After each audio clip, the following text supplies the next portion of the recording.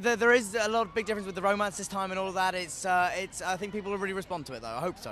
What do you feel when you come down here and you see this enormous crowd? Does it ever get old?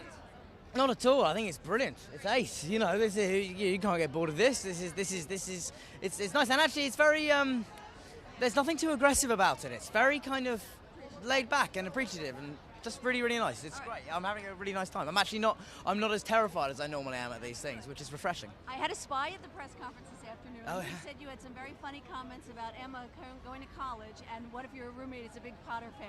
Oh no! I just suddenly, the reason people always say I'm very funny at press conferences, which is not actually the case. It's more the fact that I just thought something, and I knew that one of two things was going to happen. Either I was going to just burst into a fit of laughter, or I had to tell somebody. And I just suddenly had an image of Emma walking into her new dormitory, and the first thing she sees being a duvet cover with her face on it. And I thought how frightening that would be, and I just thought it was funny.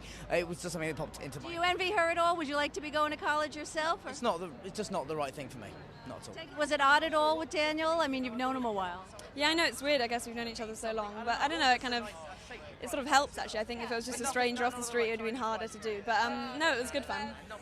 Fun to have so much romance in the film. Yeah, I think in this film there's so much kind of romance and comedy it's been really exciting. It's also brought a lot of us more together. I think we kind of laughed so much on set. It's been really great to capture that rather than sort of like do it off. So we've actually been able to sort of really show our real relationships on the film. You had a little moment on the red carpet in London that wasn't so nice, right? Oh my God, yeah, I know. It was really windy, really rainy. It was just a disaster. I thought they should give you a break. I saw Letterman last night. I was like, look, at least she was wearing underwear. Yeah, thank you very much. Well, anyway, it was, sometimes you just can't control what the weather does, and and then flashing a million miles an hour, and it just happens.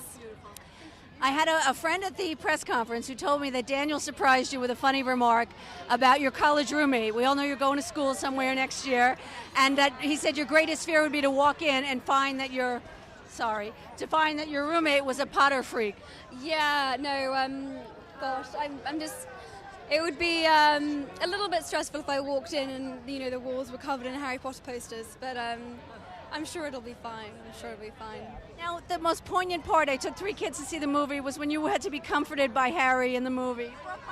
Oh, thank you. Yeah, no, I think Hermione really does get her heart broken in this one. She's much more fragile, much more vulnerable, and it was nice to have that challenge playing her, definitely. I want you to take a look at your girlfriend over there. What do you think? She's looking good, but because we did the kiss not long ago, and it was very strange, very weird kind of experience. She said she felt like she was slogging her brother. Yeah, it was kind of like that for me as well, because I've known her for kind of almost half my life, and I've known her since she was 9, so it's kind of weird, but it was all right. We did about 5 takes, and it was over pretty quickly. But was it nice too?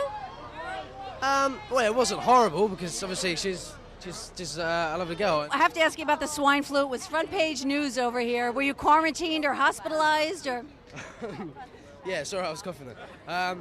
Go right ahead and cough. Yeah, it was kind of scary. I mean, the word swine flu is kind of a scary word at the moment, and but it was just like any other flu I've had before. It was just in bed for about 5 days and had a bit of sore throat, headache, but it's over now. So. You play a bad guy. It must be said, yeah, he's not a nice guy. I'm nice in real life, I promise.